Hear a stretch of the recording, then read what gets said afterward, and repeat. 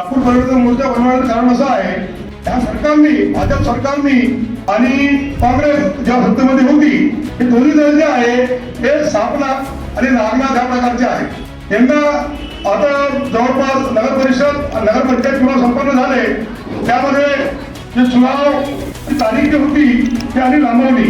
याचं स्पष्टीकरण असे आहे की यामध्ये हे चुनाव यांनी रोखले का, हे चुनाव यांनी का रोखले हे बरी महत्वाची एक बाब दिसून येते.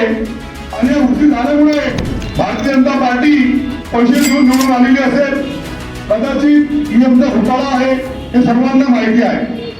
हायकोर्टापासून सुप्रीम कोर्टापर्यंत काही पिटिशन टाकलेले आहेत आणि त्या संबंधाने अद्यापपर्यंत याची उघडणी झालेली नाही.